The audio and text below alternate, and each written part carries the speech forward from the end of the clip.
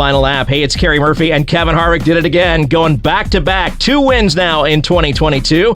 Up next is the Bad Fast Road Course at Watkins Glen. So grab all the latest NASCAR news, race recaps, driver reviews, stats, and info every single weekday right here. Hi, this is Kevin Harvick, and you're listening to The Final Lap with Kerry Murphy. Listen to our NASCAR talk show called The Final Lap Weekly wherever you get your podcasts. Every single weekday right here. This is Nashville's best high school football coverage. WNSR's Mid-State Checkdown High School Football Game of the Week. Here's Joe Fisher.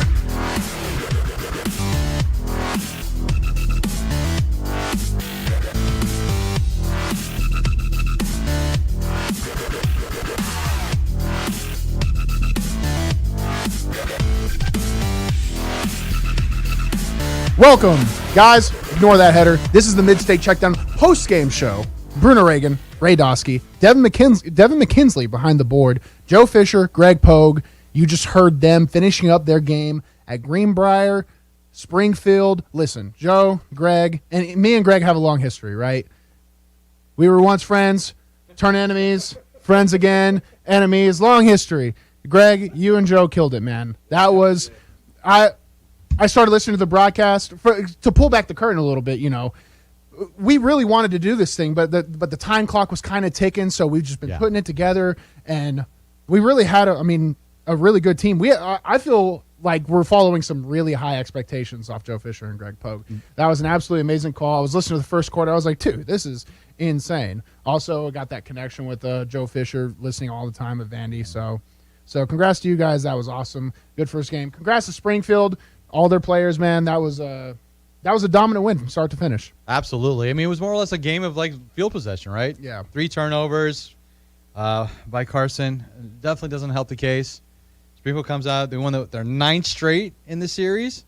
Yeah, so 9th straight in the series, and I don't believe Greenbrier has scored in the last 3 meetings of this game. So, you know, it's not as a coach, you don't want to go in with the expectation like, we need to score. You know, you always want to keep the discussion win. Right. But at what point, you know, we're going into year 4 now. Next year, it's got to be like, hey, let's score. You know, start building the blocks. But I mean, Springfield, hey man, they got some players on their team. They got some players. They had the player of the game actually, Devin Crenshaw, their quarterback. Listen. Greenbrier didn't go quietly into the night. They were playing solid. It was, a back and forth game in the first. I think turnovers started to catch up to them. Absolutely, especially when they had some momentum. They were able to get some drives going, and then when they were able to get into the Springfield territory, just little mishaps, a little fumble here, a couple interceptions. Just was not their night. Yeah, we have a lot to talk about. We'll, to give a thesis for the show, we'll talk about the game that was just played, Greenbrier versus Springfield.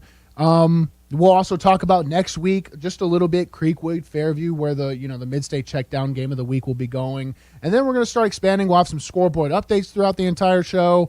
And then we'll start going into more, overall Mid-State things, the biggest storylines, the biggest games. I mean, there were some big games this weekend. But first off, let's start with introductions. Who are the people you're listening to right now? First of all, I'm Bruno Reagan, homegrown, Clarksville, Tennessee, work out in Nashville now. I played at Clarksville High School, actually. I think they're up on McGavick right now, so shout out to Clarksville. And if you were listening to the end of the interview there with Joe Fisher, they play Springfield next week. Wow. Springfield for the 99th year in a row. Clarksville and Springfield have played. You want to talk history? That's history. I don't think I lost to Springfield my sophomore year, my first year ever playing football, and then I beat them the last 2 years, and it was always super exciting games. So the Springfield program always got some dogs in them. I ended up going from Clarksville, playing at Vanderbilt. I still play a little bit of pro football, but, not NFL level. I've been in the XFL, USFL, constantly chasing that dream, man. So you'll be there one day. I know it. Thank you, Ray. I know it. You'll be there one day. So I'm constantly chasing that dream, just like these young men chasing their dream to college. And that's my background. I got my co-host here, Ray Dosky. Ray, tell the people what you do here at the station. Well, I've been here for about 2 years. I started off as a producer. I did many shows. Then I was able to do a co-host for you guys on the afternoon stretch from 4 to 6, where we have myself, you, Zach Williams. We have a lot of fun. And I actually have my own show on Sundays called Run With our own Pat General Cook that usually produces the morning guys with John Bird and Greg Pogue, who also called the game tonight with Joe Fisher. And I've been here, Nashville, 14 years, got married, came down here from Virginia. I was a Chantilly High School grad. pretty much our rivals with Westfield High School, which is like if you were to know anyone over there. Well, you know what? You probably wouldn't because there's a lot of players that didn't really come through like that. Chantilly, Premier Ballaju got drafted by the Green Bay Packers, but like we were like a predominant like football school. I played a little high school football and soccer. I was never the talent you were to get there, you know. But I've always loved football and stuff like that. I'm really enjoyed to do this show with you guys. We're here till November. Mm-hmm. We are here till November. I can't wait. I mean, when you look at all the action that happened tonight, it was just crazy. High school's back. High school football is back. And the one thing I like about high school is you'll get some, non-traditional outcomes. You'll get some blowouts. You'll get some upsets. You'll get, someone will throw 6 touchdowns, something absolutely crazy. But before we continue talking, Devlin, you got anything you want to introduce to the people? Now, Devlin started here as an intern very recently, and now he's transitioned into starting, into more producing roles. So Devin is our life is in your hands, Devin. Devlin, how are you doing, man? Not great. Now I'm on. Okay, mic's on. All right. Devlin McKenzie, former intern, feeling good to be here. Obviously, still got some tweaks to work out, but you know what? We're live on air, so that's good. I can't complain. Hey, Devlin, that's the most important thing, exactly. All right? Now, back to the game. Ray, we had, I think, if I was going to come to a turning point in that game, it was right before halftime. We were listening. Greenbrier, Springfield. Greenbrier was actually starting to trip into the red zone, threatening to score. Springfield was up 14-0, but if Greenbrier runs the clock out, gets a score, goes 14-7, you start thinking, okay, you go into halftime with some momentum, and you get to have a shot.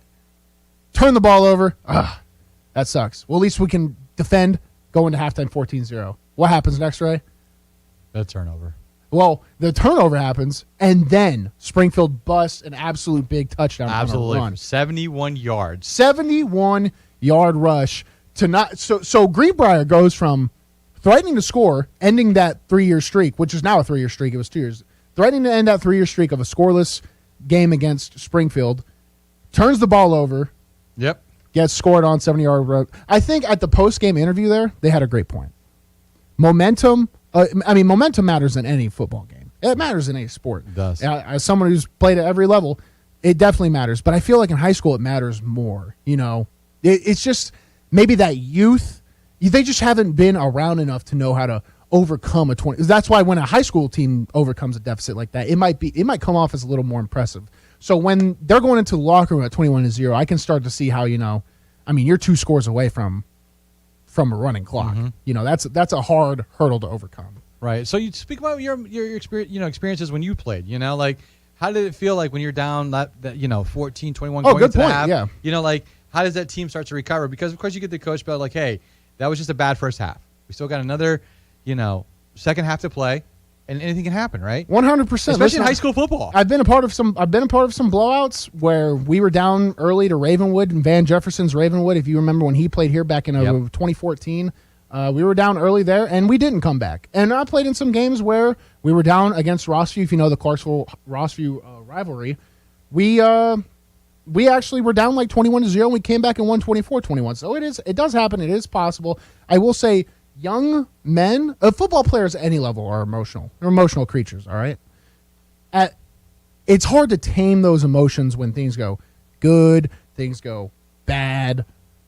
To have to compose yourself at such a level, it would speak a lot about a team. I'm not expecting these kids to rally the troops at 21-0 and come back out and give the fans something to fight for, but I think Greenbrier, for what they could, they stayed around in that game for a very long time, even when it was looking bleak. So I give credit to them. Yeah, absolutely. And I think we have someone that's on the Cure Hotline right now who would like to kind of chime into our phone call. Cure Hotline, 615-844-5600. If you want to talk anything high school football, mid-state area, we actually have our own Zach Williams, someone that me and Ray are actually very in tune with. We are. You could say he's our...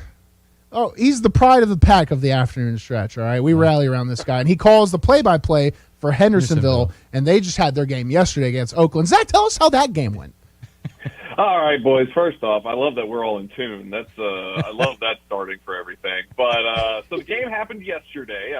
First off, congratulations to WNSR and Joe Fisher, Greg Poe. Good game there that got through the first week of the Mid-State Checkdown Game of the Week. That was fun. Congratulations to y'all for having y'all's first scoreboard show here with the Mid-State Checkdown. So that's all good stuff happening here. A lot of good high school football going on, a lot of good high school football talk right here. And I imagine more people are going to call in with some of the game wrap-ups, what's going on around the mid-state area. But for the Hendersonville Commandos, I mean, we talked a little bit about it on the afternoon stretch. Mm-hmm. It was a tough one. 42-0 finish for that one. The Commandos lost. And, it's something where the scoreboard's not really reflective of what goes on in these games. There's a lot more problems, and there's a lot more solutions. There's a lot more good. There's a lot more bad than what the scoreboard shows. Because the scoreboard it shows what it shows, 42-0. That doesn't look good. And I even saw head coach James Beasley for the Commandos today as Liberty Creek was playing at Hendersonville Stadium. And I talked to him, and he was upset about it. And I even said, nobody wants to lose a game. No player, no coach, nobody wants to actually lose a game, and especially in that fashion. But when you go up against the third-ranked team in the state of Tennessee, mm-hmm. and you go up against a team that's 30-something ranked in the nation for high school football, this is kind of the outcome you're going to get. A lot of stars over there at Oakland. Jordan James, who was last year's running back for Oakland, he's gone. He's off to Oregon. Well, his younger brother Khalil James is on that team, and it's kind of picking up right where he left off and just being a dominant running back on that team. So there's a lot of star power on there. Caleb Hewitt, the quarterback over there for them, he is just a kid who's willing to sling it down the field. He's got a lot of playmakers out there like Quinton Jackson, who is on that wide receiver side just as fast as you can. And that was really the problem for the Commandos. Secondary just could not keep up with any of the talent and speed that they had out there. It was just, and Bruno, you know this, you've seen it in real life many times, where just pure speed. You can't, and speed kills. You can't beat it. Yes, Zach, I was a part of the infamous Alabama Vanderbilt game, and it feels a lot like how most Oakland high school games are, I'm sure. Yes, and this is the thing. It's not an indictment on the Commandos. That 42-0, that's not the first time. They played that game, first game of the year, I think 4 times in a row now. Might be going on 5. They do it for a reason for the Commandos. It's because they know that is the best that 6A is going to offer them. Of course, Oakland last year winning the 6A state championship. And it's only going to be downhill from there. That's what I said to James Beasley. I said, look, it's only downhill now. Everybody else is worse than that team, so you just have to figure it out now. And for the Commandos themselves, they have a sophomore quarterback. I mean, Bruno, once again, you would know that it doesn't matter who you are, where you are. If you don't have much experience being the trigger man, it can get rattling very quick. It can get challenging very quick. Caleb Sams, he can throw the ball. He can rip it down the field. He's got a good arm. He's got a great future with the Commandos. Just a sophomore. How old are sophomores nowadays? They're 15. Just turned 15, 16.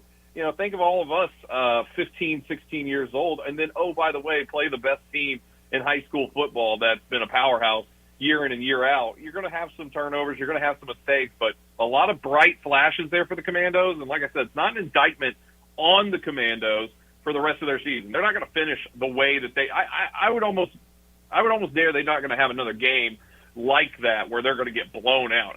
You just don't see it. This is a team coming off of a 3-peat of region champions that was 1 game away from the state finals last year in 6A, only to lose to Summit, who went on to lose to Oakland the next week after that.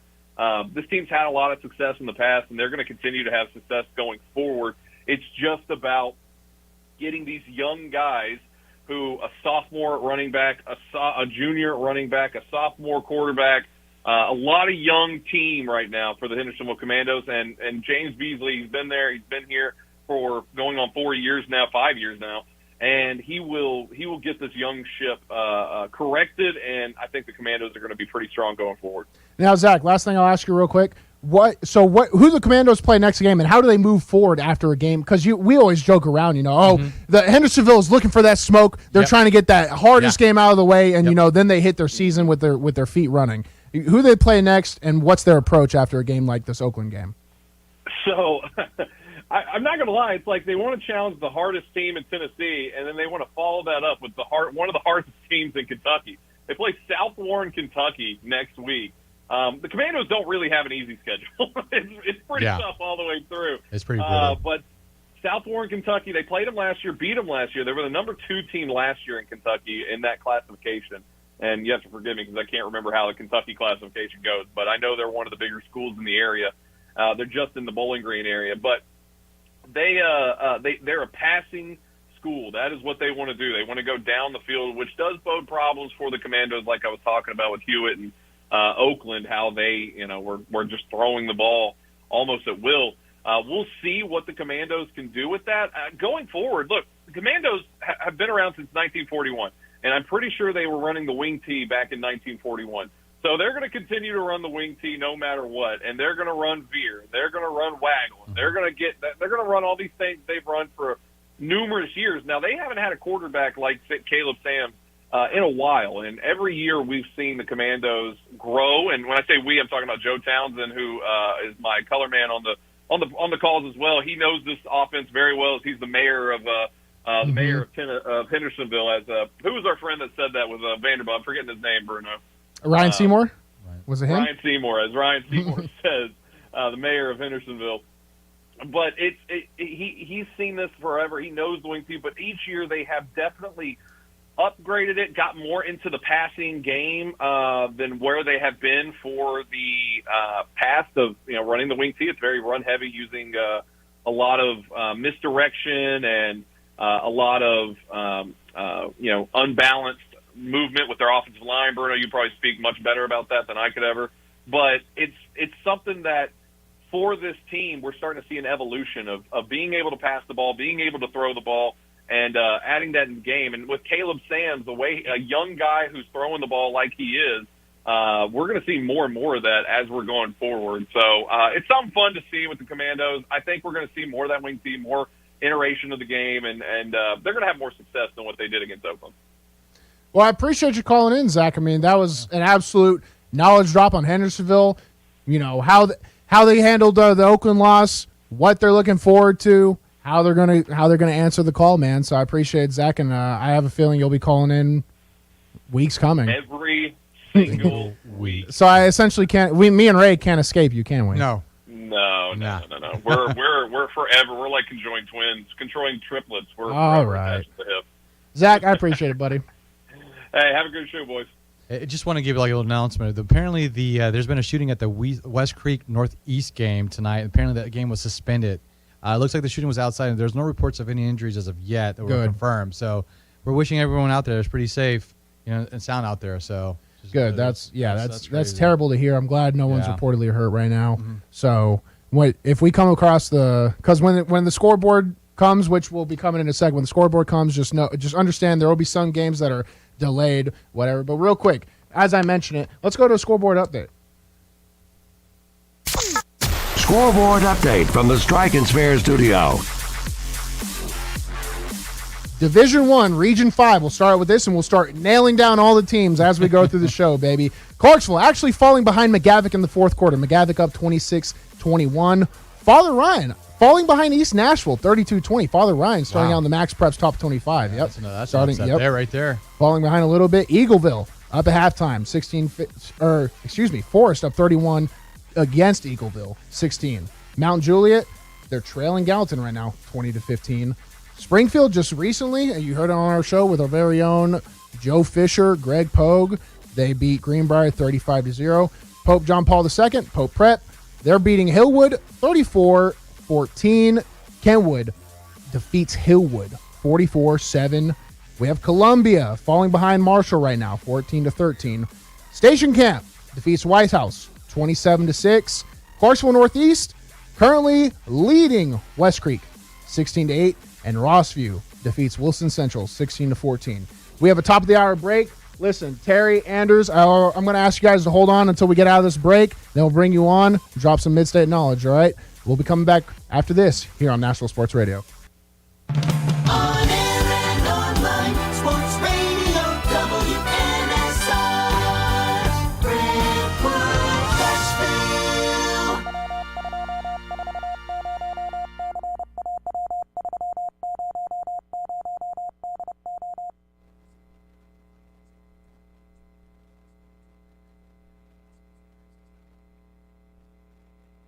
I'm a retired school psychologist, and helping people was my thing.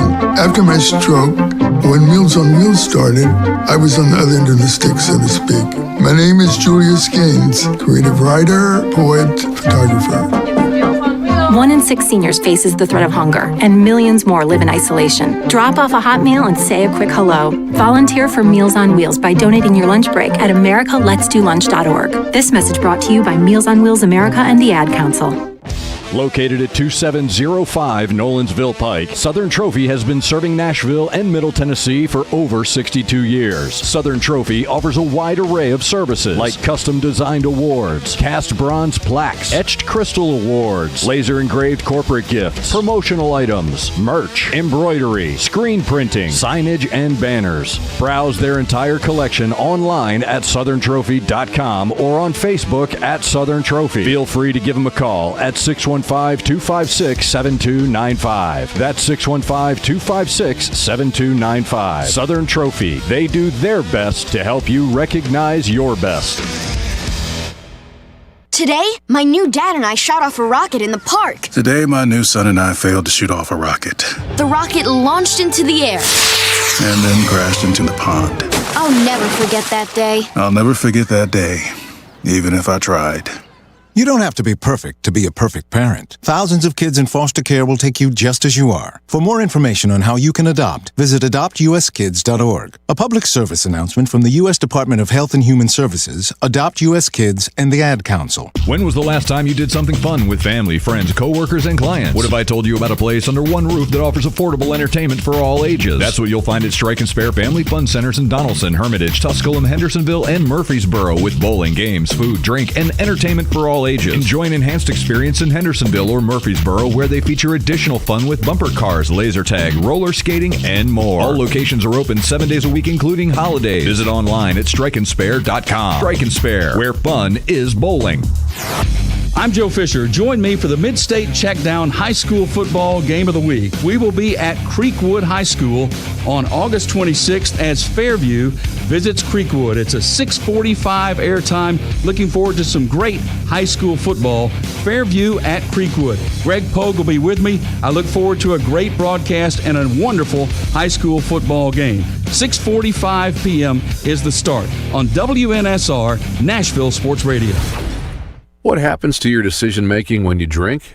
Well, after one drink, you feel confident. A few more, and calling your ex at 1 a.m. seems like a great idea. And you're pretty sure the secret to a great taco is 4-day-old macaroni. The bottom line, drunk you doesn't make great decisions. So you're risking a DUI or worse if you count on him to get you home. Plan before you party. Get home safe. Paid for by the Tennessee Highway Safety Office. This is the Greg Pogue and John Burton Show. Kathy Lee Gifford. Boy, do you guys know how to treat a lady. I'm an entertainer. I came out of the womb with a rim shot and a pratfall. And I'm not going to change. That's who I am. Wow. To me, it could have been a piece of poo-poo. It was paying my bills, baby. Greg Pogue and News Channel 5's John Burton. WNSR. Nashville Sports Radio. Welcome back to the Mid-State Checkdown High School Football Scoreboard Show with two guys who can't wear the correct size shirts. Bruno Reagan and Ray Dosky.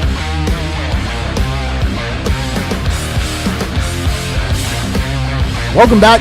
Mid-State Checkdown postgame show. Listen, I don't know these intros. Adam, our ops director told me, he was like, you're going to like them. And that's true. I wear shirts that are either way too big or way too small as a football player. I can't wait for mine. Yeah, yours is, well, you're the one that's, And it's there's hosted by Ray. two guys. And there's Ray. You wear the tight shirts. Real quick, I want to respect people's times because this is, hey, we're grinding out here for your coverage. We're here at 10 p.m. and especially are the people that cover and call in to help us out. So I want to respect their time. Get them on the Cure hotline, 615-844-5600 as fast as possible.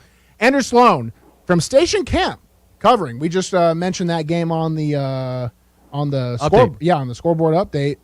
Anders, how you doing? I'm doing great, guys. How are you? Doing great, Awesome. buddy. What was going on down there?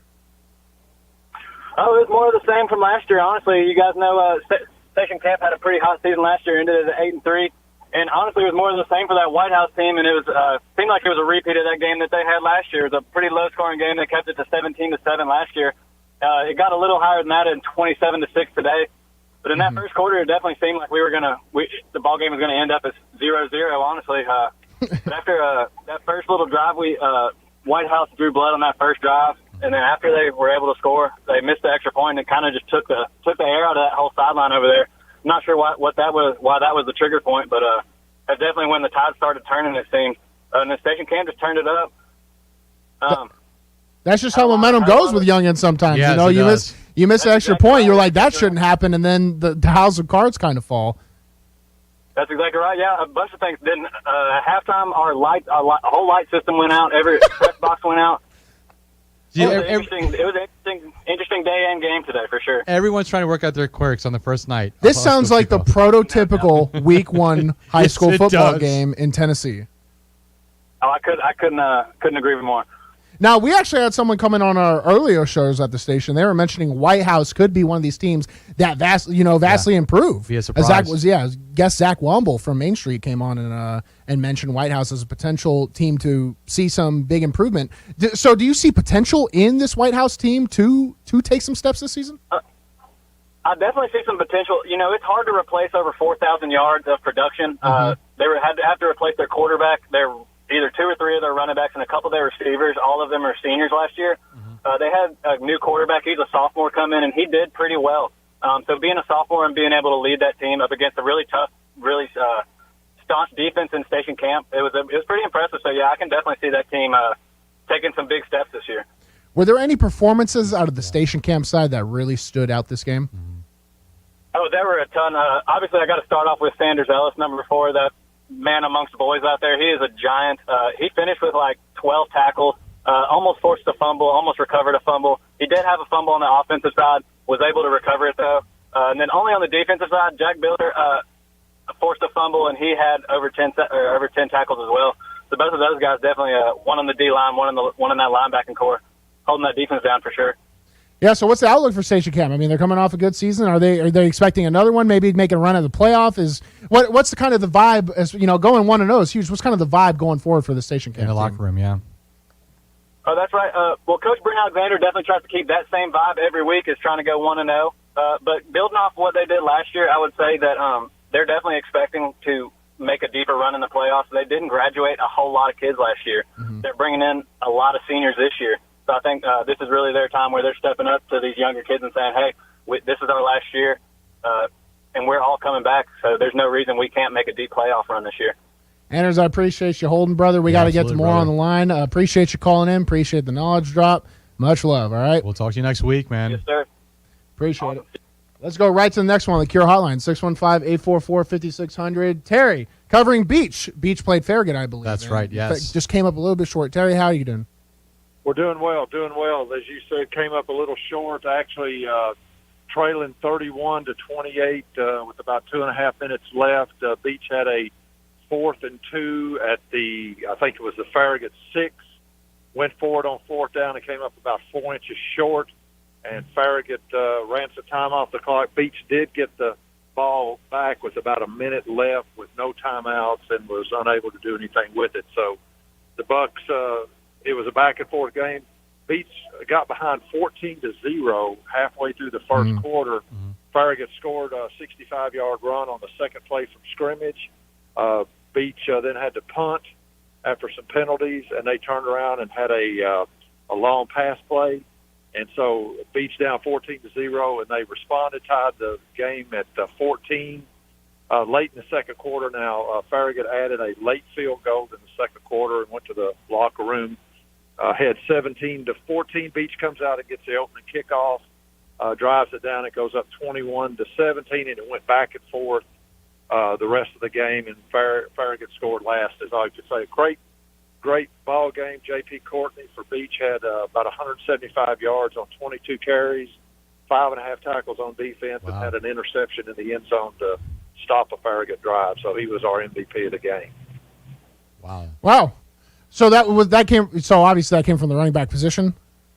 Yes, he's a tailback, and then also plays strong safety on defense. there's something about Beach and just having strong running back performances. I played back when Jalen Hurd was coming out of his pride. Hurd. So well, we lost a lot. We lost our 3 top receivers, 2 of them playing Division I football this year. Andrew Page down at Middle Tennessee, and Jackson Long down at South Florida, and another. So they lost all their top 3 receivers. So they went back to beach football, and that's running the ball, and they did it well tonight. I think they ended up with about 360 yards total on the ground, and just wasn't quite enough tonight. Great Farragut team, great atmosphere, and we go to Henry County next week for another tough road game, a traditional 5A power. So looking forward to another long trip. Instead of going east next week, we'll go west. Absolutely. Henry County always, they field great teams year in, year out. I know that playing in Clarksville. I played in their region for a long time. Absolutely. So I know how much of a challenge that can be. And for Beach, it's one of those things where, week 1 can be tough, especially for these young men. It's just a different thing to have to overcome, right? Because you have this close game, but at the end of the day, a loss is a loss. What can Beach do to improve on and try and get this win next week, get back into the win column, and build some momentum into their season? Well, it was like this, though. Without the first 2 drives that Farragut ripped off those 2 long, they scored 2 touchdowns in their first 5 plays. And after that, you asked that, but Beach played beach football after giving up those 2 early scores. So what I would say to that is they just have to come out and take care of business early, not get behind. But other than that, they played a great game. And, it was hot. There was a lot of the kids, were tired. They were gassed by the end of the game. But it was just the fact of giving up those 2 early scores. And then our first drive, we were going well, and then it was killed on penalties and a bad snap over the quarterback's head in the shotgun, and that really killed that first Beach drive. But other than that, we played well.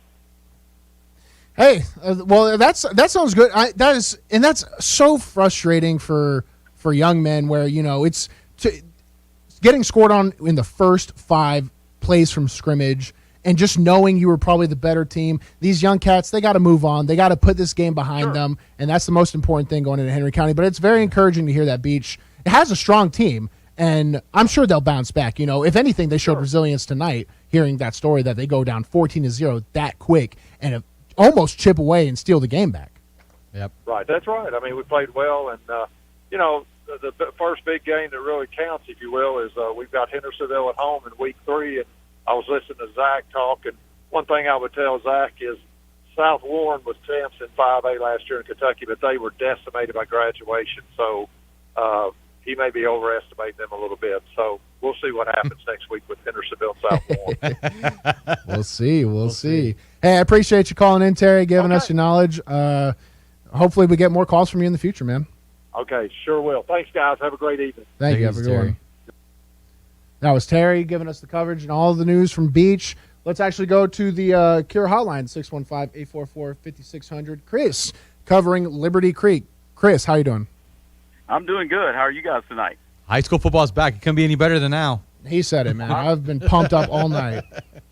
High school football for the very first time at Liberty Creek, and we got some big news tonight as Liberty Creek comes up with a 35-6 win over Jackson Central Mary in a game featuring a team playing in their first ever game, and Jackson Central Mary their first time in 7 years, and it was dominated by Liberty Creek tonight. Just a very impressive and exciting performance. Well, when you put that many points up for Liberty Creek, was there any players that really stood out to you tonight that really caught, more of the fans' eyes tonight?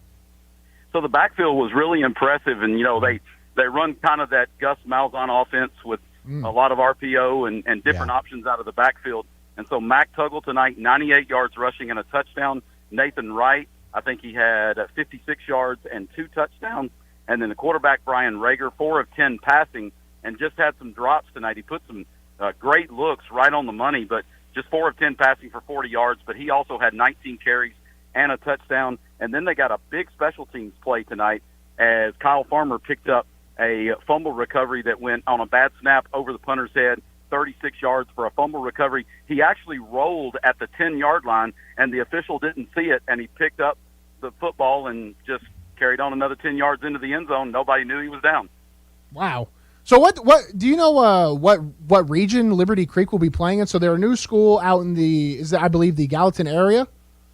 Yeah. So in football, there's no region this year. So all of these are non-region games. Mm-hmm. There won't be any postseason, but they are official games. It's just 9 games that we've picked up on non-region schedules. We play a team, Crittenden County out of Kentucky. We play a team out of New Jersey in 2 weeks on Labor Day weekend. Oh, wow. And so just kind of piece together a schedule. And we also play Oakland in week 10. So it's just kind of whoever that we can pick up to get an opportunity to play. But everybody looked at this game tonight and said with Jackson Central Mary restarting their program, this was a great opportunity to get a win. And this is not a team that looks like they're playing their first game. They're really young, but Coach Bill Alexander, who comes from the Beach background, has this team really fundamental, playing well. They made a lot of mistakes in the young part of the game in the third and fourth quarter, but overall, other than a busted 47-yard play, this should have been a 35-0 shutout. So let me ask you this, Chris. Now tonight was the first win for Liberty Creek. Tell me what the atmosphere was like for the fans as well as the players after their. Well, they didn't get to play this game at home because there's still some issues with the parking lot and construction at Liberty Creek. They are having school there, but the athletic facilities need a couple more weeks of work. So we're going to play the first home game in 2 weeks. We go to Portland next Thursday night. But the crowd at Hendersonville High School tonight from Liberty Creek was outstanding. They have an incredible cheerleading squad, 41 cheerleaders and dance team members. And so the students were incredible. They rushed the field to meet the players. The team didn't go straight to the locker room. They stayed on the field and celebrated with the students and the coaches. And Jackson Central Mary came all the way over tonight, really classy program. They're struggling, they're young, but just an exciting atmosphere. And when they scored the first touchdown and the confetti went in the air from the crowd, that was one of the coolest scenes that I've seen in a long time. That's amazing. Like this is history. I mean, we're talking about my team, Clarksville, goes and plays Springfield. That's the 99th installment of this game, and we have new history being made here in the Mid-State in Tennessee for high school football. That's crazy to hear. And I mean, what they're getting teams in from New Jersey. I see Good Pasture. I've played them before. Oakland, probably the best public school team in the state. I mean, this Liberty Creek football team has this work cut out. This is going to be a pretty historic year one. And they only got 5 seniors, so it's going to be a lot of kids that, are very young and going to get a lot of experience. But I think the one thing from talking to Coach Alexander is that he comes from the background at Beach High School where he's used to competing for state championships and competing at the highest level of the biggest classifications of football in Tennessee. There's no fear on this staff. This is a really good coaching staff. There's no fear of sending their kids out and saying, we've got a big challenge before us. Nobody knew what they were going to get tonight, but everybody's going to celebrate big up in Cottontown tonight with a big win. Absolutely. Hey, I appreciate you calling in, brother. That was great to hear. Congrats to Liberty Creek. Absolutely. That's a great way to start your program. They're trying to make it 2-0 next week. Yes, sir. Rolled up on Thursday night to face the Portland Panthers. They fell 14-13 to Westmoreland. So yes, they did. Going to see an angry group of Panthers next week, but we'll see how it goes. Appreciate you, brother. Thanks for joining us, Chris. Hopefully we can talk to you in the future here. Thank you. All right, buddy. Real quick, Ray, I think it's time for another score update from the studio. All right, Strike and Spare Family Fun Center Studios. Scoreboard update from the Strike and Spare studio. Going into Division 1, Region 6, Lebanon trounces Antioch 49-14. Creekwood, they hail over Dixon 13-7. Mount Pleasant, they defeat East Hickman 30-2. It's a high school football score right there, 30-2. Page takes out Fairview 19-0. Hardin County takes out Jackson Northside 36-0. Centennial takes out John Overton 28-14. South Gibson defeats Lexington 38-17. Stewart's Creek falls to Smyrna. Smyrna scoring 28, Stewart's Creek 7. Clarksville Northwest gets a win against Stewart County 36-0. I've heard things about this Clarksville Northwest program improving, so for them to come out and have a week 1 win like that, that's great for them. Montgomery Central, another Clarksville area team, 22. They defeat Sycamore, scoring 13. And then finally, Waverly defeats Camden, 47-20. I'm going to ask Will to hold on to the line. We got to go into a break. I'm Bruno. That's Ray Dosky. We got Devlin behind the board, and this is Nashville Sports Radio. It's the Bill King Show.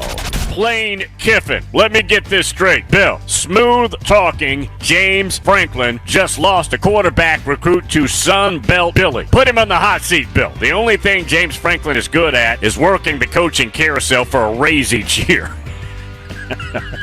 He's really good at that. He's very, very good. Weekday mornings beginning at 6 on Sports Radio 560 on 95.9 FM.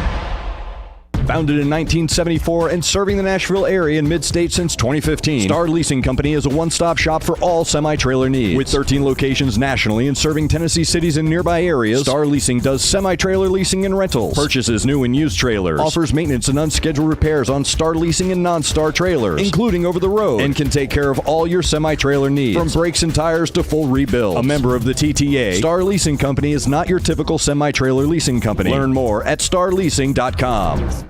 Sir Speedy is a proud sponsor of high school football on WNSR, Nashville Sports Radio. At Sir Speedy Music City, we provide commercial print, signs, and mailing services to companies all over Tennessee and actually all over the world. If you need anything like that, you give us a call, 615-832-9511, SirSpeedyMusicCity.com. We are a proud sponsor of high school athletics on WNSR, Nashville Sports Radio. Call us at 615-832-9511. Go to the web at SirSpeedyMusicCity.com or email us at print@SirSpeedyMusicCity.com. We are the official sign company of the Mid-State Checkdown High School Football Game of the Week. Adopt US Kids presents Multiple Choice Parenting. You've messed up your daughter's haircut. Do you A, get spiritual? Mom, where's the mirror? Beauty is within. Oh. B, find the positives? Less time blow drying, more time texting? Or C, show empathy? Mom, you really don't have to. Twinsies. I kinda love it. You don't have to be perfect to be a perfect parent. Thousands of teens in foster care will love you just the same. For more information on adoption, visit adoptuskids.org. A message from the U.S. Department of Health and Human Services, Adopt U.S. Kids, and the Ad Council. Located at 2705 Nolensville Pike, Southern Trophy has been serving Nashville and Middle Tennessee for over 62 years. Southern Trophy offers a wide array of services like custom-designed awards, cast bronze plaques, etched crystal awards, laser-engraved corporate gifts, promotional items, merch, embroidery, screen printing, signage, and banners. Browse their entire collection online at southerntrophy.com or on Facebook at Southern Trophy. Feel free to give them a call at 615-256-7295. That's 615-256-7295. Southern Trophy. They do their best to help you recognize your best. It's not easy being the one everyone counts on to keep the facility running, no matter the weather or supply chain hiccup. But we get you, Raymond in Buffalo, and Maria in Miami, Jules in Minneapolis, and Stan in Central Indiana, taking control of everything that's under your control. At Grainger, we're here for you with experienced branch staff at over 250 locations so you get the product you're looking for. Call clickgrainger.com or just stop by. Grainger, for the ones who get it done. You're listening to the Mid-State Checkdown High School Football Scoreboard Show with Bruno Reagan and Ray Dosky. The boys, Mid-State Checkdown, Ray Dosky, Bruno Reagan. We got Devin McKenzie behind the board. We've had an absolute knowledge drop on this show. Caller after caller after caller. I didn't know Liberty Creek was that was their first season playing. That was their first game ever playing. First game of football ever. Not even on their own field. So what a way to start a tradition, dude! And to end the season playing Oakland, that was a bit of a mind drop. Yeah. Hey, we've been having an absolute rocket ship of callers. So let's keep going to the Cure hotline, 615-844-5600. We got Will with JP2. Will, how you doing? Man, life is good. How you guys doing? Life is good, man. I love the good. energy. Life is good. So tell me what you saw tonight. Well, so I'm the announcer at JP2, and I'm going to tell you, I will say JP2 won the game 34-14. But when you look at Hillsboro, they're a 5A school, second-year head coach Anthony Brown, who learned under Maurice Fitzgerald. We all know the man, the myth, and legend he is in the Nashville area. Again, I asked him yesterday, I said, what did you learn about being a head coach year one? His response was, well, I learned a lot about myself. And I learned a lot about my team. This Hillsboro team, albeit they lost by 20 points tonight, I said over the air, don't be surprised if this team does not win at least 5 games. I mean, last year the score was 49-28, and at halftime of this game last year, the score was 49-7. No team scored in the third quarter, and if it wasn't for turnovers at bad times for Hillsborough, I could probably potentially still be on the air. That game was that tight up until the last, I'll say, about 6 minutes of the game. Yeah, scores can be deceiving when and which is what we see, being in a studio all day. That's why it's great to have callers like you kind of tell the stories, because I would look at the score and I would be like, okay, Hillsborough either starting off slow or maybe having a weaker bit of a team. It's good to know that Hillsborough, they have a path forward and they're looking forward to it. But what about Pope John Paul II? What's that? Are they it's not like they struggled this game. Was it an encouraging performance for their end? Oh, for sure. They played an excellent game. A lot of undisciplined penalties, I will say that. So I know first-year head coach Brian Sneed will probably have a lot to say about that. And I think an interesting fact about this team, and then this team it's pretty much a whole new staff. I mean, we all know Coach Geisinger left JP2, went to Franklin Road Academy, and then gave over the reins to then defensive coordinator Brian Sneed, who is actually a JP2 alum and went to school in 2000. He graduated in 2006. Me personally, I have no ties to JP2. I went to Antioch High School when it was okay to say you went to Antioch High School. Yeah.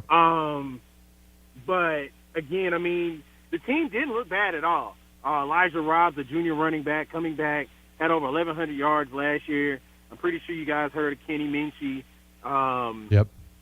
Pittsburgh commit. But I'm telling you, 2 names to look for this year: Josh Maylander and Colin Cook.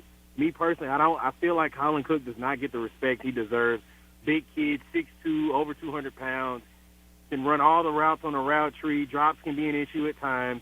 But Josh Mayland, put on a show. 2 touchdowns in this evening's game. He caught his second touchdown pass, caught over 2 defenders.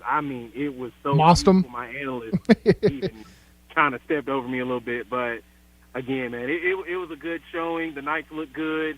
Coming off of a good season from last year as well. Yeah, so you mentioned Colin Cook. That's a name I'm writing down. I'm going to try to remember. A lot of times you get these, what do you know what year Colin Cook is?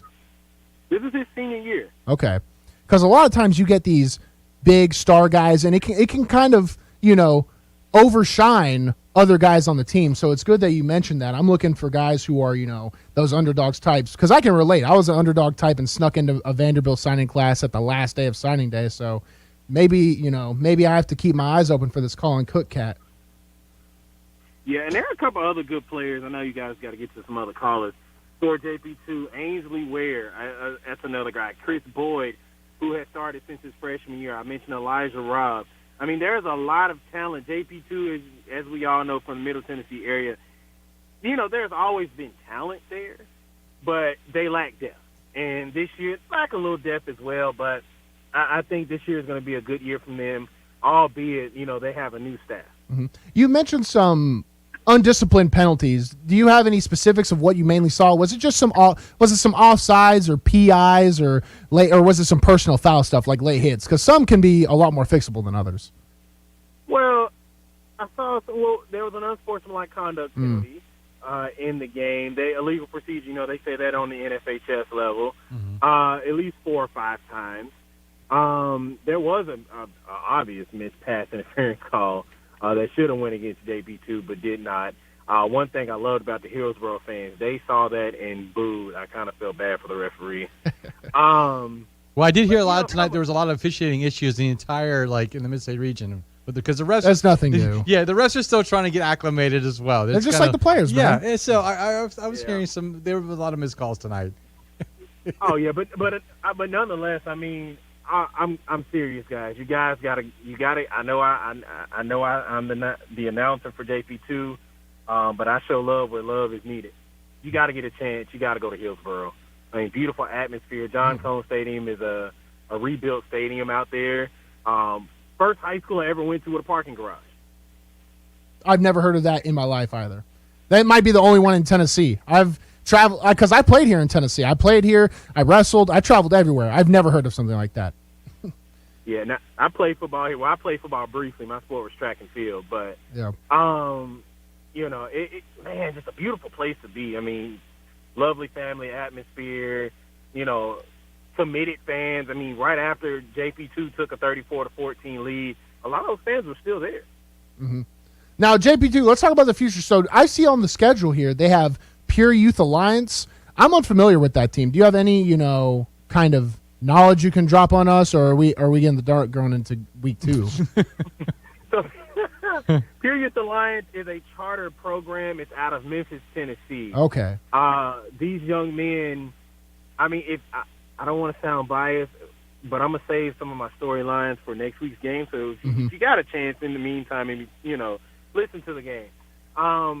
These young men literally work for everything. They're taught manhood from day one. They struggle not because of talent. Last year, they showed up to Hendersonville, Tennessee guys with 30 players. Whoa. Wow. That is the least I've ever heard of in my life.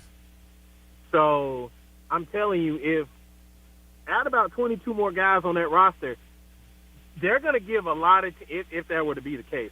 I mean, they give a lot of Shelby County schools, and we all know West Tennessee is just its own brand of football, but they give a lot of schools in Memphis some trouble. And the only reason that they come up short, I mean, a lot of these guys are playing both ways. Yep. Catches up to you quick. Well, I appreciate you. I mean, that was great to hear. I'll have to keep an eye out for Hillsboro. It's something I haven't been familiar with, and I played my entire high school career here. Did a ton of different sports, so I'll have to check it out. And I'll try and listen to that JP2 podcast next week. Oh yeah, go for it. Hey, I appreciate you coming on, Will. Yeah, thank you guys for having me. Have a good night. Have a good one. There it is, buddy. Let's stay on the Kira hotline, 615-844-5600. We got Jeff covering Westmoreland. Jeff, how you doing? I'm fantastic. How are you tonight? Doing good. As good as you can be for 10:30, but that's football, baby. Yeah, we had a lightning delay, so we started late out here in Westmoreland. I'll tell you what, if you're a fan of some old-fashioned, hard-hitting football, you would have loved the game up here on the Ridge. A 14-13 win over Portland. 14-13 win. That sounds like an absolute grinder. Yeah. Play after play. Every play was getting – I mean, it was – you go back to good old Big Ten football, it almost looked like a lot of 4 yards and a cloud of dust. Yeah, well, But it was fun, and it was a big crowd. What's the story of that score? When you have a, maybe what would be called a smaller score like that, a 13-14, was it maybe turnovers or penalties, or was it just a style of football being played? More of a run the clock down? So we were able to get up 14-0 early in the second half, and then Portland was able to had Freddie Paxton, and Freddie Paxton is something else. He's a junior for Portland. He went about 75 yards for a touchdown, and they kicked that extra point to go up to get within 14-7. Got the ball back, marched down the field, scored the touchdown, and then missed that extra point with 6 minutes to play. And Westmoreland ran out the clock from there. It's funny you mentioned the whole Big Ten joke, because I know Westmoreland has the Wisconsin icon. I mean, they've kind of taken to that identity, I guess. We love that Harding. You're gonna know. This is my first game here with them. I've been in another school for the last several years, and I think back to the Remember the Titans movie where they say they never get another yard here. That's how this front line of defense plays. They play hard and hard-nosed, and you earn every yard you get. And it was just fun football to watch. Yeah, we actually had a friend of the show, and I misspoke earlier, so he wasn't talking about White House being the most improved. He was saying Westmoreland could be one of the most improved teams, like a White House level jump when White House won no games, then won all their games, right? He was saying Westmoreland could be one of those teams. And starting out, they showed their character here week 1, it seems like, 14-13, absolute grinder. Who does Westmoreland go to next week? Next week we go out to Macon County, so another rivalry game right off the bat. And one of the things you want to mention last year here real quick, I'll be quick on this. They lost the game on a muffed punt, and then Portland kicked the field goal as time expired last year to win, and that kind of derailed their season from game 1. Mm-hmm. So I was able to turn the tables this season, and hopefully they'll be able to get some of those close wins. But, yeah, Macon County this week, and then Watertown, 2 of the top teams in our region, the following week, first day of September.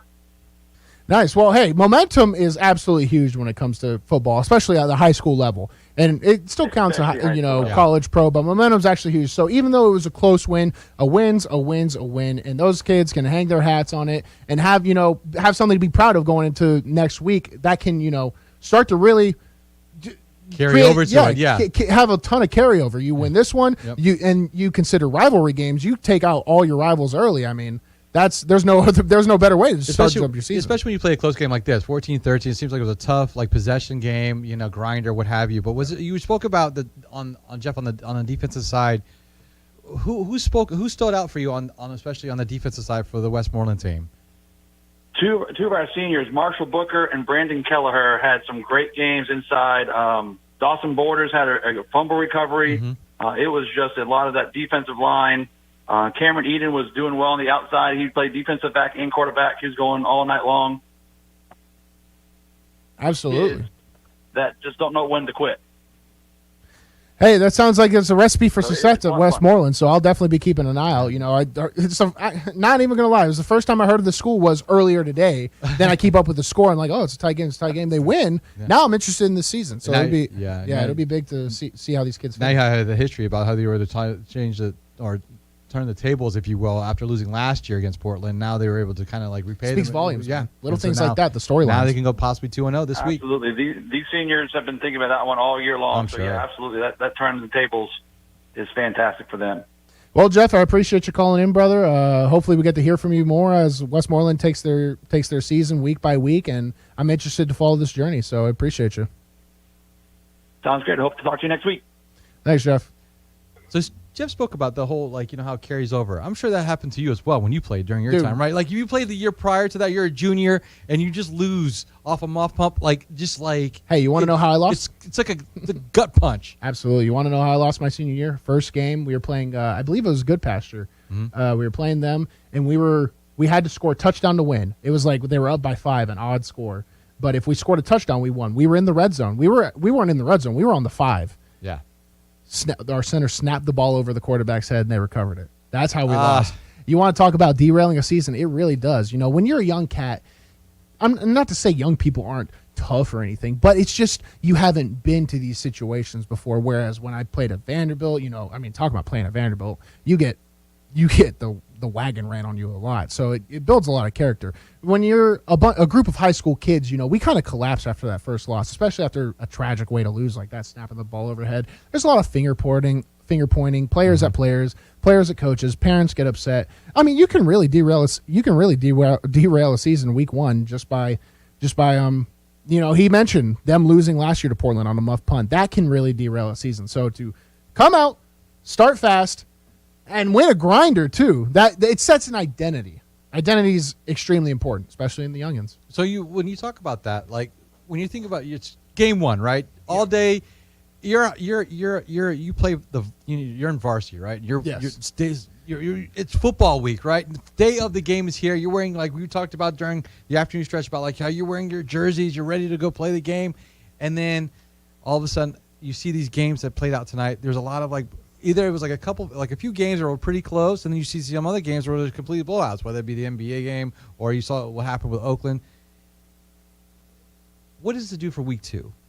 What happens in terms of if you just get blown out by a team that you felt like you were, you played out outside the top 12 or top 15 best teams, if you will?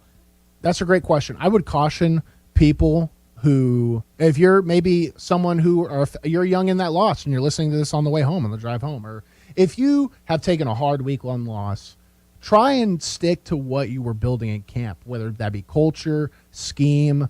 Stay the course and relax. Because one thing my team did was we overreacted extremely hard over a week 1 loss, and we changed everything. Where we were a spread team, Gus Malzahn, we were passing the ball a lot, short, but getting it to our playmakers on the edge. We lose that drastic week 1 game, and we switched everything. We're like, we want to be a run downhill I formation team, and where we had some success with it sometimes, it's not what we were practicing the entire summer. It's not what we were practicing at the fall camp. So I would tell kids that maybe have a hard week 1 loss, stay the course, trust it, because at the end of the day, that's all you can do. And one person can only lead so many. There's one Tom Brady in this world, man, and that's why he gets paid the big bucks and gets to marry the supermodels, is because what he does is so extremely rare. So if you're a youngin' and you're frustrated and you're passionate and you want to win, stay the course, trust the process, put your head down, and try and drag some people with you. Lift your teammates up rather than push them down. I was a jerk in high school. Yeah, because I was a jerk, man.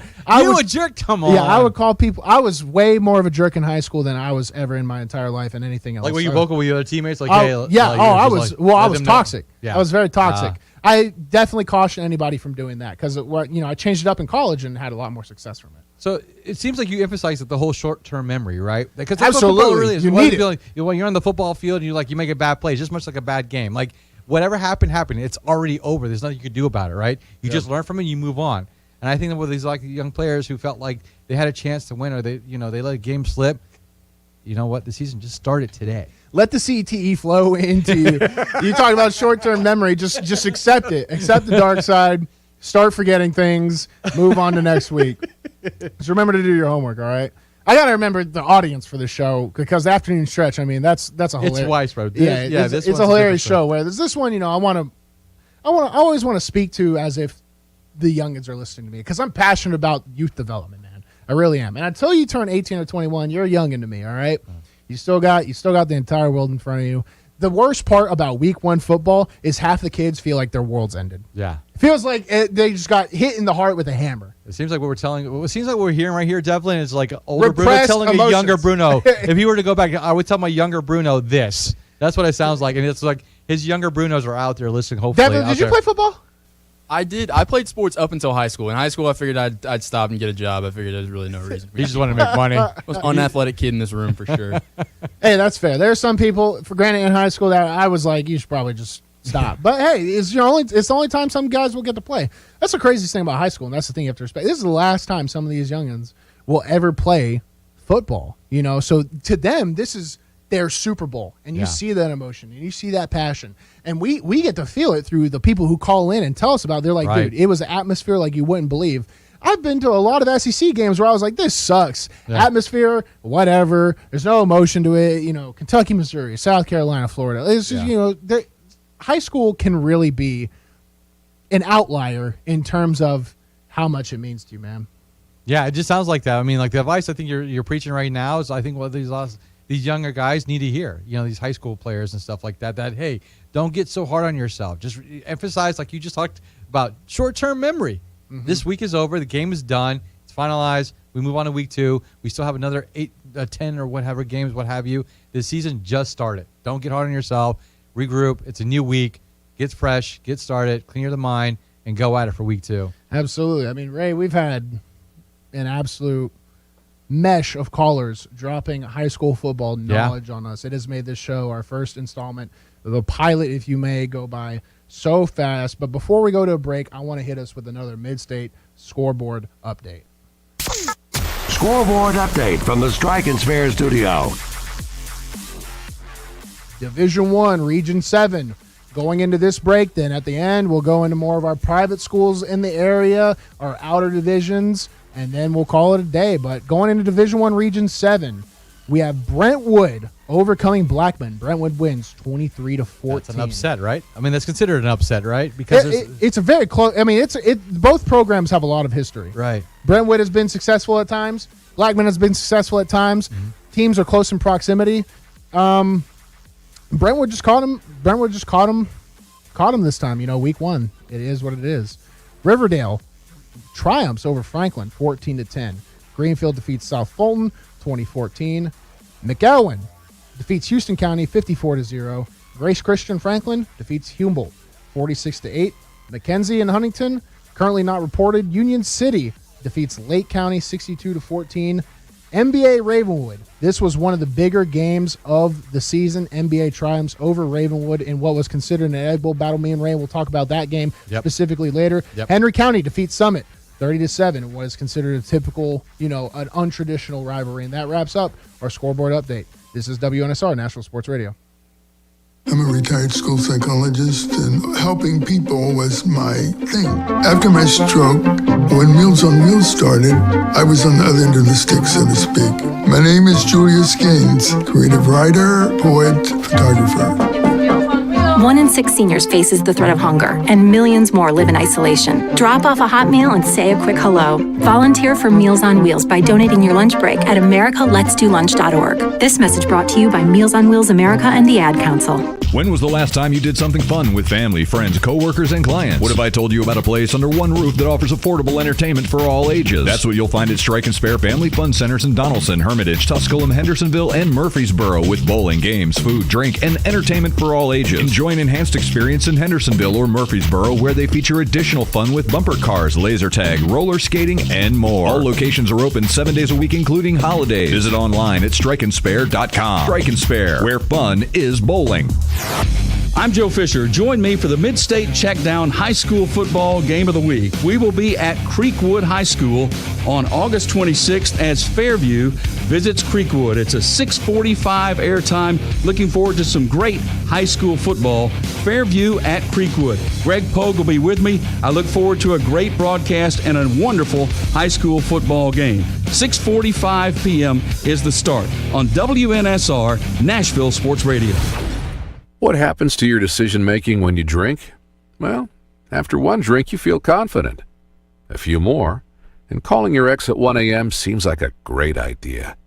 And you're pretty sure the secret to a great taco is 4-day-old macaroni. The bottom line, drunk you doesn't make great decisions. So you're risking a DUI or worse if you count on him to get you home. Plan before you party. Get home safe. Paid for by the Tennessee Highway Safety Office. It's a Bill King Show. Johnny Vegas this morning. Again, hey, Bill, is Georgia football going to be any good this year? Asking for a friend. Georgia will be favored in every game that we know is on their schedule. They'll be very good. Georgia has recruited so well that they're better than everybody in the SEC East, even if they lost their roster. I'm not kidding about that. Weekday mornings beginning at 6 on Sports Radio 560 on 95.9 FM. With 13 locations nationally, including Smyrna, Star Leasing Company is a semi-trailer one-stop shop and the perfect place to build a career as a semi-trailer mechanic. Seeking candidates with all levels of experience, Star Leasing Company has a semi-trailer technician trainee program with sign-on and quarterly bonuses and other opportunities such as $1,000 for having a yearly physical. The package also includes 401k with company match, health, dental, and vision insurance, competitive pay with weekly paychecks, and paid holidays and time off. Star Leasing Company, not your typical semi-trailer leasing company. Visit starleasing.com to learn more. Lieutenant, can you tell us what happened today? Our officers responded to a crash on I-40 westbound this morning. The driver of a pickup truck lost control of the vehicle, veered left, and went into a ditch. 911, what's your emergency? We've been in a crash. Please send someone. My fiancé is hurt. A front seat passenger was wearing a seatbelt. She survived without injury. The driver was not wearing a seatbelt and was ejected from the truck. He died at the scene. Law enforcement writes tickets to save lives. Brought to you by the Tennessee Highway Safety Office. Welcome back to the Mid-State Checkdown High School Football Scoreboard Show with your hosts, SEC Offensive Lineman of the Week, Bruno Reagan and Ray Dosky.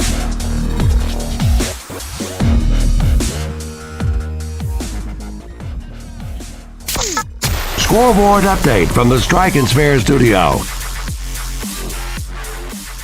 Welcome back. Let's round out the scoreboard update with our Division II teams in the area. Independence falls to CPA, Christian Presbyterian Academy. Say that 5 times fast. They fall CPA victorious 42-24. We have Nashville Christian. They fall to Franklin Road Academy. FRA finishes 29. Nashville Christian scores 24. Ensworth absolutely trounces in their first win of the season, 44-0 against Evangelical Christian. Briarcrest Christian, they defeat Booker T. Washington, 54-6. We have another, I want to make sure we get this one, Lipscomb. Lipscomb does defeat Milton out of Georgia. These out-of-state teams is hard to keep up with. Yeah, so they do defeat Georgia. Yeah. Yep. And Brentwood Academy they also went out and they played a Georgia team. And last I checked, they were actually tied. Trying to get that score for you right now. I'll have that score to finish it out. But that's all your mid-state teams round out. I'll make sure that I finish out with that Brentwood Academy one. But Ray, have you seen the story real quick? Going into probably what was the most anticipated game of the season, or it could be one, but definitely of week 1 was this Ravenwood MBA game. Do you know why? two teams are on the up, and I mean, ton of There potential. are two teams in the top 25. Yeah, I mean, two teams with a lot of potential, a lot of star power. They do have a lot of that. I mean, too. that was a great week. Opening high school football game of the to start the season. I mean, what more can you ask for? And I wasn't too surprised by the score. I mean, not completely surprised because I don't think that Ravenwood will deal. I mean, yeah, I didn't know Ravenwood would fall behind that much, but it's nothing to take away from Ravenwood. NBA might just be that real this season. You think so? They might be. Listen, NBA has been a traditional power in the Middle Tennessee area for a long time. So is Ravenwood, but when you're that private school kind of, not to say private schools are better because they can recruit, but there might be more resources. It's more traditional that private schools find success over the years rather than public schools have a lot of ups and downs. Ravenwood's had a lot of ups for a while, but NBA, second-ranked team, they defeat Ravenwood tonight. Ravenwood, the 11th-ranked team. But the most interesting story, I think, is that the two players who were leading both teams, it's a future Egg Bowl matchup. Did you know that? Yeah, I knew. I did read about that. Yeah. Tell us more, though. The Egg Bowl is the annual college football rivalry between Mississippi State and Ole Miss. Now, the two quarterbacks for this team, Montgomery Bell's quarterback, Marcel Reed, is an Ole Miss commit. Yeah. And Ravenwood's Chris Parsons recently committed to Mississippi State. Yep. So these guys, I mean, Chris Parsons, he sees, he feels this loss. It's a bad way to start the season. You're 11th ranked team. You take a hard L for week one. This is someone you'll see again in the future. We could see these two match up in college football. Yeah, absolutely. I mean, to see that they're going to carry over into that, it's great. I mean, with Marcel Reese, I mean, he does make things a lot easier. I think he threw a couple of touchdowns. I mean, he started off the game. I think it was like 3 for 3 for like a little over almost 40 yards. I mean, on the ground, air, doesn't matter. It was just basically NBA the entire way. And Chris Parsons, yeah. I mean, you're going against, like you said, one of the top teams, arguably probably in the county. And it should be surprising to see what happens from here on out. Yeah, I mean, Marcel Reed, he's a 4-star according to 247, and 247 does a composite score, which it takes all the top national outlets like Rivals, On3 has risen in the ranks. It takes all the rankings and it sums them up. And he's still a 4-star when you composite all the scores. He's nationally ranked the 342, which is not something to scoff at. He's the top 18 quarterback in the country. He leads NBA to a victory over Ravenwood. He stands at 6'1", 175 pounds, so he can still add some weight to his frame, but that's probably giving him a lot of, it's probably giving him being a little undersized, quote-unquote, at 170. It gives him some mobility that I'm sure he likes to rely on. The dual-threat quarterback is kind of the new thing. I mean, who's coming up now in the NFL? Lamar Jackson, Trey Lance, Jalen Hurts, Love, Jalen Hurts. I mean, the list goes on and on. And they're not the dual threat quarterback isn't what we think in terms of traditional dual threat. They're all quarterbacks are becoming pass first. Right. I mean, Lamar Jackson was the NFL MVP because right. he could pass first, pass better, most importantly. All right, but these guys still, running doesn't have to be, I make a play with my feet and abandon the play. It just adds flavor to the play. That's what I'm hoping to see for Marcel Reed as he continues his prep career. And really just this is the time you get, if I was talking to Marcel right now, this is the time you get to make mistakes, right? Yeah, absolutely. In college, everything you do is going to be criticized. The stakes get raised. So really hammer in on your technique while you're in high school, while you have the chance before you make that next step. Because this is a young cat that could be playing football for a long time. And, Carter Pace, our running back, actually had a few touchdowns. He had a nice little 23-yard run in the game as well. And I think he makes life a lot easier for each other, for him and Marcel Rees, to give him that 1-2 punch. You just spoke about the dual-threat quarterback. You have a guy like Carter Pace in the backfield who could break it, whether it be a goal line, who I think he scored from the 1, as well as, like I told you, he scampered for a little over 20-yard run. I mean, there's nothing these guys cannot do. I mean, Marcel Rees he can throw the ball, run. I mean, I'm really excited about to see this kid's growth as the season continues on. So I can't wait to see what happens with NBA. I think they're going to be at the end, come November. They're going to probably, make some noise, possibly, close out the division, and probably be a state champ. I mean, they solidified that when you win that decisively against what is considered a top 10 team in Ravenwood, and they won't see a defensive line like NBA. I think the rest of the year. No, absolutely not. Right? This is nothing for Ravenwood to be ashamed of. This was their hardest matchup, and it's week One. I mean, that's such a tough thing to overcome as a kid, man. You're like going into week 1, it feels like your world ends. But you wake up, sun's shining the next day, and you get back to work. And that's how you have to handle it, especially when you're in these top programs, a lot of these kids are going to go to college. When you go to college, you're going to lose football games. Unless you're Alabama or Ohio State, you're going to lose games. You got to learn how to handle it, move on in these tough games, all right? Hey, real quick, I wanted to get you that score because Brentwood Academy was going toe-to-toe with Eagles Landing out of Georgia, Ray. When we were doing our score updates, during the game, it was 20-20, 28-28. Well, you know what the final score ends up being? What's that? 50-49 in overtime. Wow. Eagles Landing edges Brentwood Academy. You want to talk about a dagger in the heart. 50-49 loss. I don't know if I've been a part of a game like that. Have you ever seen a game like that? I've never seen a game That's like an NFL level storyline right there. I mean, by the way, have you? I don't think you were able to get a chance to talk about the independent CPA football score. Have you given a scoreboard update about them as well? Might have. I mean, the final was basically 42-24. Perfect. But now we have it. Yeah, just to let you know, check out this crazy stat. Oh, you got some stats for us? Drop them. Cruz Law, 3 carries. Let me guess. Oh, 3 carries, touchdown? 3 touchdowns. He only had 3 carries? Yeah, he had 3 carries in the game, 3 touchdowns. What? Yeah, I mean, give that guy the ball more.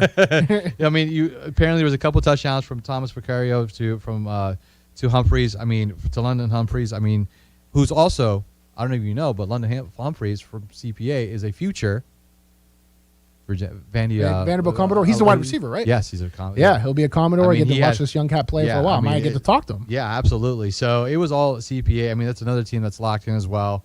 That was interesting. But I was like, wow, 3 carries, 30 yards. Independence, nothing to scoff at, man. Independence has also been a big power in the mid-state. That was one of those sleeper matchups. I would say was the Independence CPA game. There are some good storylines here, man. Week 1. Waverly, if you were familiar with the Waverly team, this is the program's first game back since extreme flooding in Humphreys County.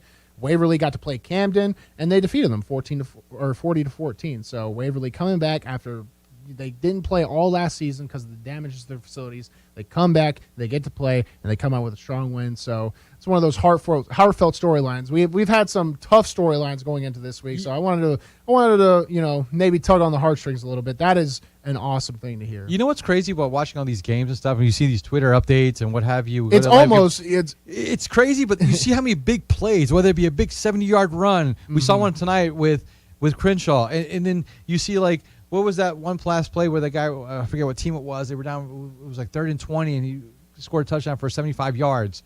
My gosh, I know what you're talking about because we looked at each other. Listen, to pull back the curtain, we were working like crazy just to make sure this thing ran smoothly the entire time, and then we watched this play, 3rd and 20, 70-yard touchdown pass. I can't believe we lost the note on that, or my mental note. But yeah, that's what I love most about high school football. And it was the BGA Nolensville game. It was Walter Fitzgerald on 3rd and 20. He threw for a 75-yard touchdown. I'm glad. Shout out. Yeah, so that kind of play deserves a shout out. Yeah, it's just like crazy plays like that. And then, like we said earlier, like we were talking about a few minutes ago, Cruz Law, 3 carries, 3 touchdowns. I mean, it doesn't get any better than that. That's interesting. I wish I'll need to do some more research and come back with it the next week's show to see. Maybe he was a fullback type, so he's the guy they go to when it's, close up, because it would be interesting to get 3 touchdowns and only give a guy 3 carries. But hey, if you win, you kind of got to. Then you had the Friendship Trounsdale game. I think Friendship won that game, where I believe Garrett Weekly had 2 touchdown runs. He had a 15-yard run. Oh, he had a touchdown run, and then he also caught a 20-yard pass from Brock Montgomery. I mean, it was just a great night. I mean, Friendly at the half, or it was early in the game, it was like 98 yards to 6 yards advantage. I was just like, you've got to be kidding me. But that's high school football for you. I mean, it's just crazy. It's just the amount of plays. You've seen some games that have some defensive like standouts, what have you, where they're able to shout out the opponents, and the other games where it was just like a close one and just didn't fall their way, but like especially with tonight. We saw a big blowout tonight with, the Greenbrier and South and Springfield game. Yeah. And, like you said, move on. Week 1 is done. It's over. Yeah. Now we go to week 2. And look, there's going to be more exciting plays.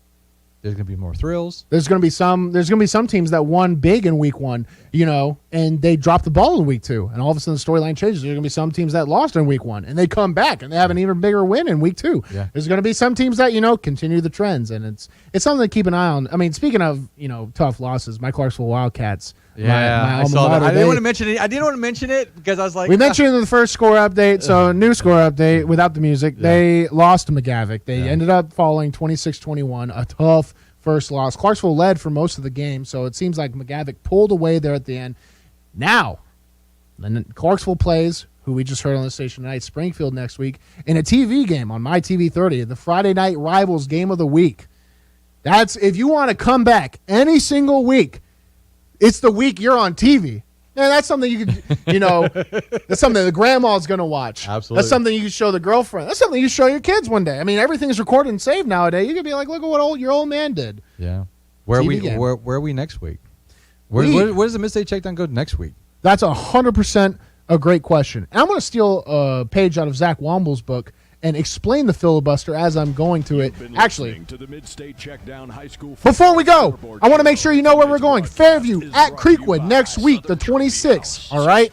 Then we go to Oakland Riverdale. So we have a ton of great games coming up, all right? I'm Bruno Reagan. That's Ray Dosky. We got Devin behind the board. We're getting cut off, so we got to call it. What a day. Great job, Joe Fisher, Greg Pogue, Adam Johnson for putting this on. Appreciate y'all. Good night.